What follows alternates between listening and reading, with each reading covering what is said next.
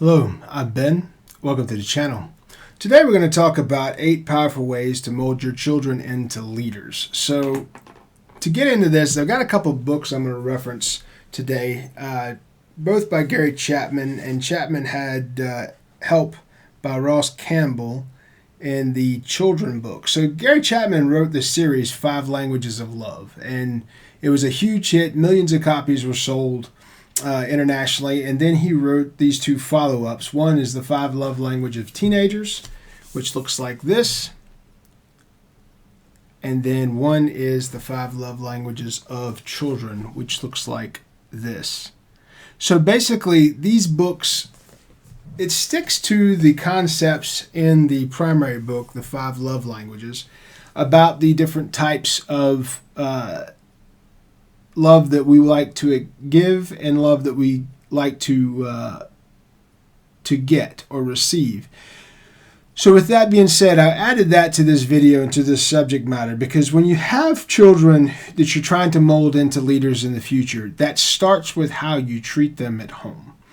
And some people have better memories than others, so what you do as a parent when a child is very young matters more.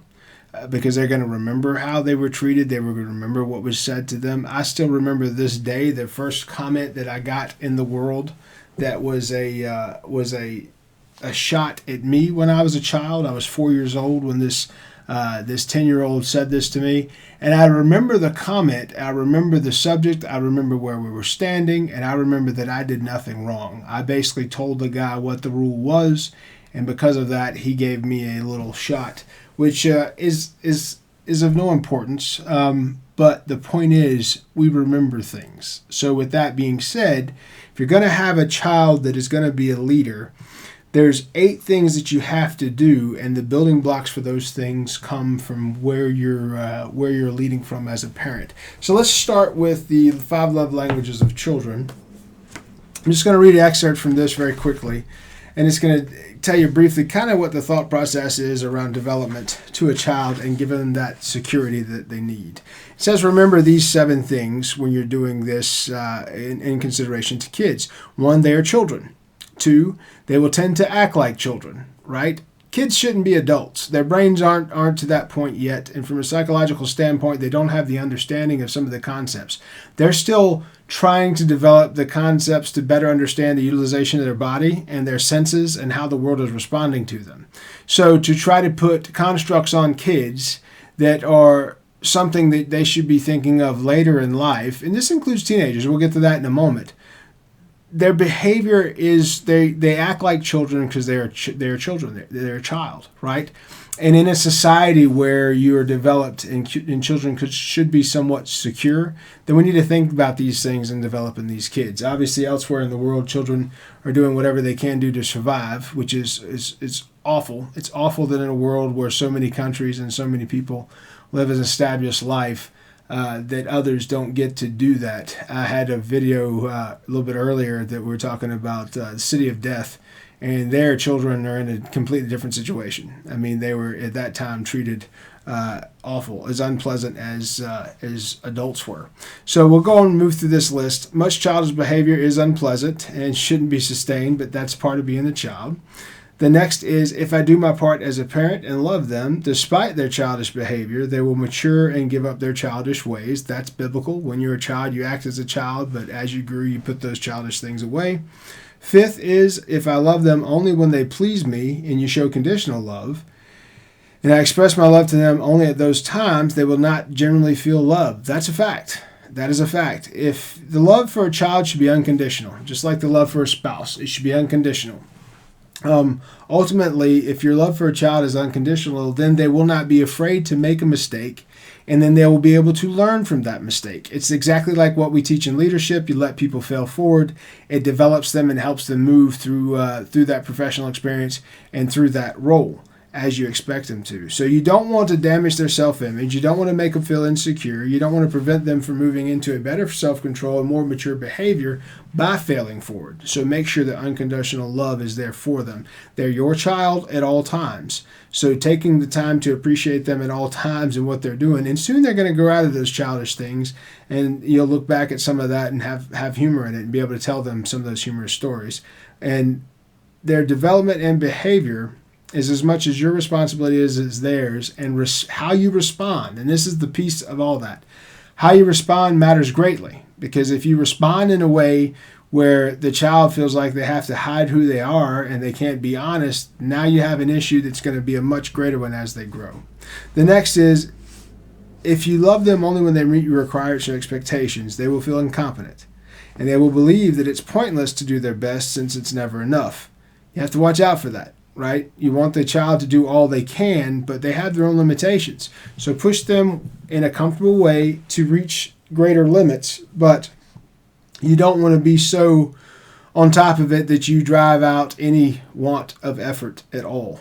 They will always be plagued by insecurity, anxiety, and low self-esteem and anger if you strive for perfection in everything to do. To guard against this, you need to remind yourself that you're responsible for their total growth. And you'll have to give yourself the opportunity to look at what that looks like in a big picture. A person has their entire lifetime to grow. So you're looking at their total growth. And the next piece here it mentions is, if you love them unconditionally, they will feel comfortable about themselves. It'll help them control their anxiety. It'll help them be comfortable in their behavior and think that their behavior is normal and is proper progress. That's important. When you have a home, you're not building athletes. You're not building robots. So you need to accept this little person as a human being. They are a different human being than you. And this little person pretty soon will start to develop those things. I was talking with one of my brothers recently about his children and just seeing how differently they were as they grow. And it's pretty incredible. These little people, they grow into a completely different human being that has their responses that are sometimes quite humorous, but beautiful in how that changes. So you just give them that opportunity to grow.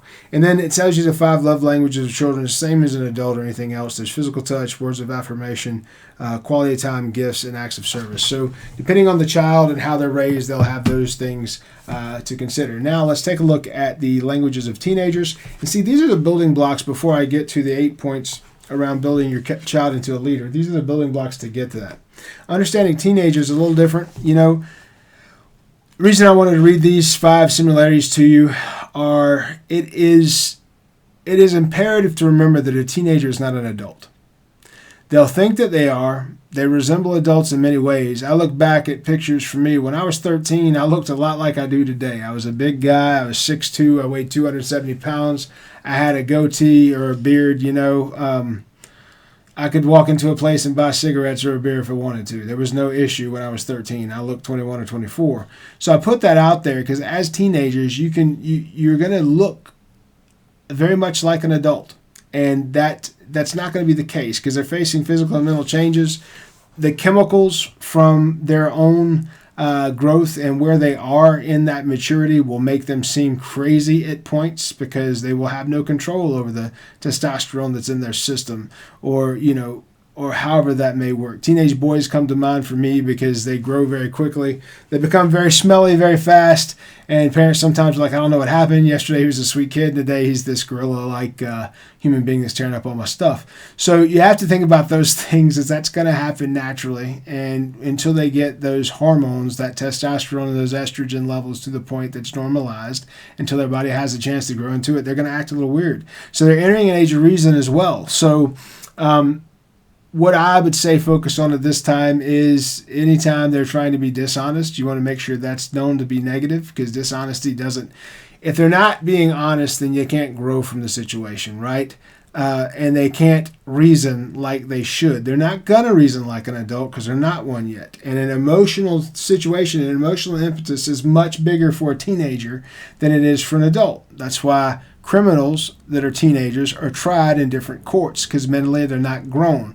That's why adults are held to a different standard because the expectation is you're no longer going through this and you should act in a more reasonable way. So you want to make sure in this situation that you are trying to to show them the right examples and allow them to get through it. So they're confronting personal morality and values. They've got people talking to them about things they shouldn't be talking about. That's been huge in the last couple of years. Both teenagers and children have been bombarded with stuff that is ridiculous.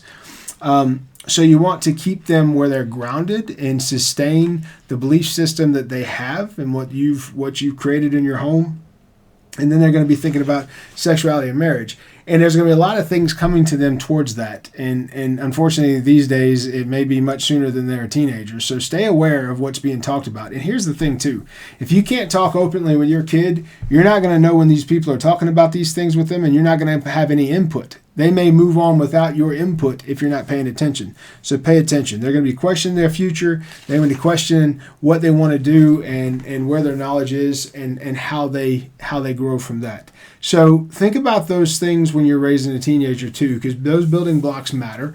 And there's what that book looks like, the 5 love languages for teenagers, and there's the one for children. I recommend that any parent read those books simply because the suggestions in there, sometimes you may think, what's wrong with my kid? And when you start reading that, and that's the other thing too, it's all been done before, okay? Your kid may be an example that's an extreme, all right? Maybe there's something there developmentally that's not there for most of the kids. That's fine. That's happened before though. So you just got to figure that out and get through it.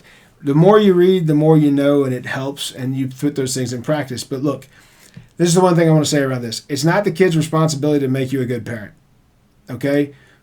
One of the things I'll say is this. The people that are adults that have reported to me in the future and in roles, etc., the ones that were raised in a home that was supportive, they had more confidence and they went further. The ones that were raised in homes where they were constantly called into question, they didn't feel safe physically or emotionally, those people never feel safe in life. They never get to the point where they think it's okay. They never get to the point where they think enough is enough. So protecting those kids, protecting their development, and allowing the time, having the patience so they can do those things is great. I won't go into developing my childhood because I think that you're kind of giving too much around, the personal backgrounds, and maybe some folks that were players and some of that will have offense. But I'll tell you this, my grandmother's dead and gone now. All my grandparents are gone now. My grandmother made me feel like I was welcome, I was of value, and the work I did mattered. Now for a living, I make people feel valued. I make them feel appreciated. I show them that the work they do matters. So in the end, the person that had the biggest influence on me was a positive influence. I didn't say she was always kind. She would whip my butt if I needed it, right? I mean, she would scold me if I needed it. She'd set me straight if I needed it. But at the end of the day, when I was around her, I was me. If you don't have a parent or a grandparent in your world, so think about your own. If you didn't have that, you felt like basically you had to be sheltered or covered or hidden the entire time. People that have to grow up like that, it takes them a good while to get out of that as adults. So if you're raising future adults, children, teenagers, whatever it may be, security and appreciation, just allowing them to be themselves and making corrections where it's necessary, that should be the focus. Me, I'm a Christian. I think a Christian-based belief system matters. I think the more people are raised with Christian values matters. I'm not talking about church, folks. I'm not talking about church beliefs. I'm talking about biblical Christian beliefs. I know churches have done extremely awful things. The Catholic Church is a fine example. For thousands of years, they didn't want people to have the Bible, okay? And they killed people that tried to bring the Bible to the front because they wanted to keep the power over the Word, which is not why Jesus came to the earth. That's not why he came here. He came to give everybody the power of God's teachings, which is the Bible, right? So people sometimes in that think, oh, he's a Christian, he's got these, but the Catholics did this and the church did that and they hate these people. The Bible doesn't teach hate about anyone or towards anyone. It does not. That's incorrect. It's an incorrect thought system. It teaches love towards everyone. It says, love thy neighbor as thyself. The Bible says 365 times you're going to be okay. Everything's all right because God's on your side. It says it 365 times that you should not worry because God's got your back. One for every day of the year. Think about that. The Bible says these things over and over. The message gets distorted and gets muddied out in the world. So when I'm talking about giving folks a Christian belief system. Most religions, most faiths believe something very similar. You're going to tell the child what they're worth, they're valuable, and they're important. You're going to give them examples of that. Obviously, the natural home, clothes, food, etc. But think about the mental state. Think about the development. I've got a nephew who's just a few years old. He's not 5 yet. And he can speak to me as clearly as any adult. And that's not because, well, I feel like he's smarter than a lot of folks, but it's not because of that specifically. It's because in his home he's spoken to like I would speak to you or any other adult. And that gives him the opportunity to be engaged around language. He's happy to speak and have a conversation. And this is personal, but I'll share this. The first time I was with my brother, his father, and we were talking, we were having a conversation, and this little man then started a new conversation of his own.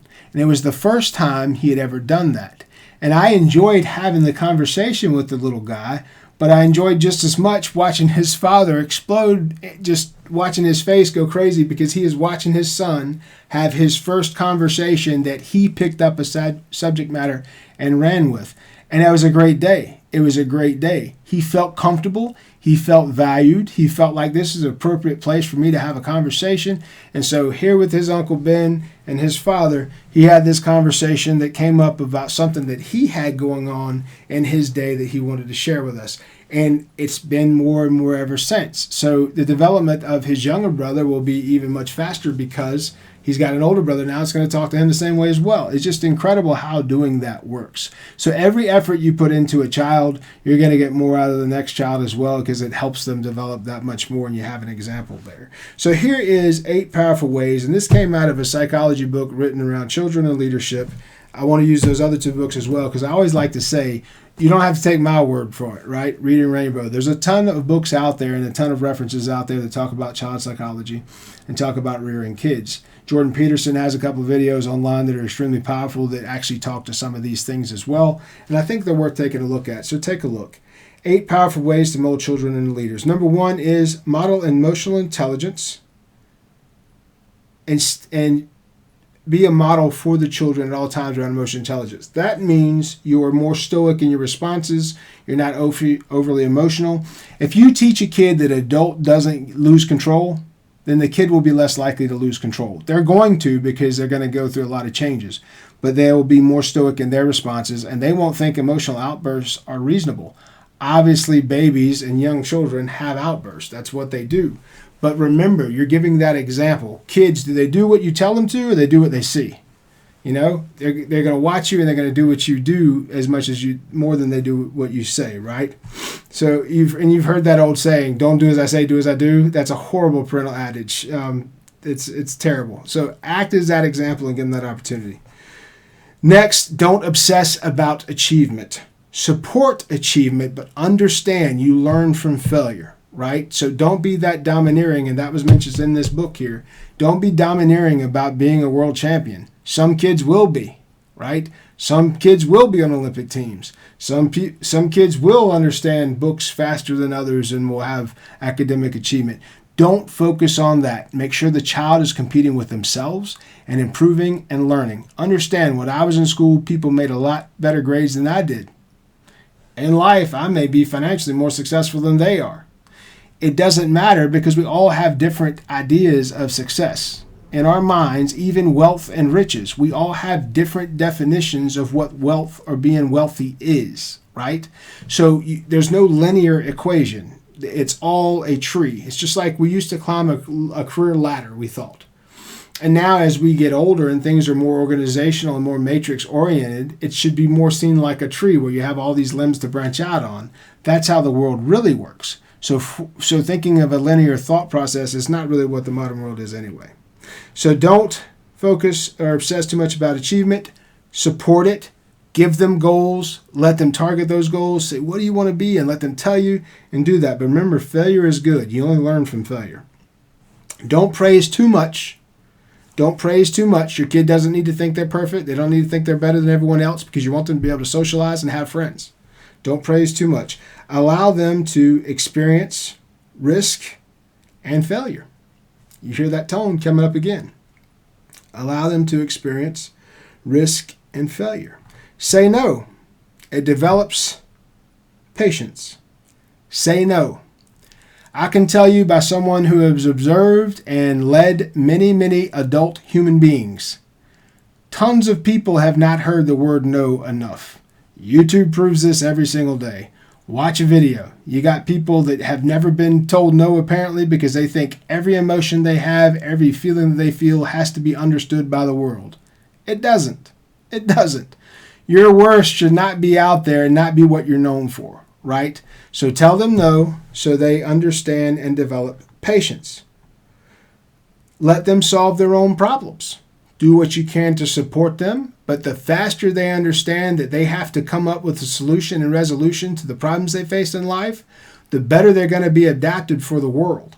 And I'll tell you, as a leader of grown folks, people often fall in line and don't think they can help themselves. And then even worse, people create this victim mentality where they think the only thing that's going to happen is they're going to be taken advantage of. That is awful. Empowerment and engagement starts as a child. If you want your kid to be empowered, tell them no and teach them how to solve their own problems. Let them understand how they create resolutions and then follow up with that. So let them solve their own problems. Assist them, use their ideas, and think about the business leadership mentality. If someone comes to you with a solution to a problem, most likely that solution is going to be in line with the one you had anyway. So allow them to champion that. If you do, they're much more engaged anyway. And guess what? They're going to get other people more engaged because that was their idea. In the end, there may be one solution, but there's hundreds of different ways to get to that solution. So developing a child there as a leader is no different. Leadership is leadership. You develop it the same way no matter how old people are. The next one is walk your talk. Kind of goes back to the other thing. Don't do what I say what I, do what I, don't do what I do what I say. Walk your talk. The best thing you can do is lead by example. There's tons of books and tons of songs about that. And I think the funniest videos is when an adult lets a word slip out and the kid instantly says that word. So it goes back to that inspect what you expect. If you say something or you do something like that, you just gave permission for them to do it. Okay? So you just have to be buttoned up. You have to be buttoned up. I got fussed out one time by my brother because I said something was stupid in front of one of his boys, and his boy was young. And he said, don't say that. We don't say that word. It's a bad word. I was like, what word was bad? So sometimes you have to gauge yourself on that because you won't know. So I had to be told which word was bad before I even knew it was. I was like, well, I didn't think about that. So it is what it is, right? So you want them to do what's appropriate. And that definition may change family to family, but I thought that was cute.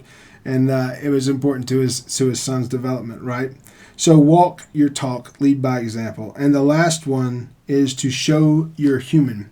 One of the worst things a parent can do, especially if you have intelligent children, is to say things like, because I said so, or because I told you to, and not have patience to explain something. Yes, parents shouldn't have to explain themselves to their kids, but just like anything else, you should build trust. And even with your kid, that's a different human being. That's not you. Even though it came from you and you helped make it, that's not you. That's a different human being. It's got a soul that God knew before the child was born. So the soul belonged to God before you ever knew the child.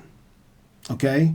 So it's yours, but that's not you. So you need to be able to show them that you're human. When you make a mistake, you need to say, I'm sorry. When you overreact, you need to say, I'm sorry. You need to act like a human that cares. It's kind of like in the videos where we talked about take care of yourself, show yourself some relief, and show yourself some praise. It's the same thing for your child. Give them the benefit of the doubt. If you have a child, remember, that soul belongs to God, not to you. You raised the child. One of the best things I ever heard was, I brought you into this world, I'll take you out. And I believed it, okay? I believed that when I was a kid. But the point is, let your kids fail so they grow. Say no. Make a good human. All right? That's the purpose. Make a good human. If you start there, the kid will have the opportunity. If you do these things, they'll have a good opportunity to be a leader in the future, because all these suggestions and what we said here in these books we looked at, all of them do three things for kids. It builds their confidence, shows that they're important, and it shows that they're loved. If you do those 3 things for children, they'll live better and become stronger people that believe in themselves. If you do that for adults, they'll become better and they'll have stronger belief in themselves. And if you do that for a culture and a society, it'll do the same thing. They'll become stronger and have greater belief in themselves. If you do the opposite, and you focus on the negative, and you don't celebrate wins, and you don't tell people no so they learn patience, and you let people act absurd, then that's what you're going to get. I'm Ben. If you like the content, please subscribe. Please share the channel. Be good.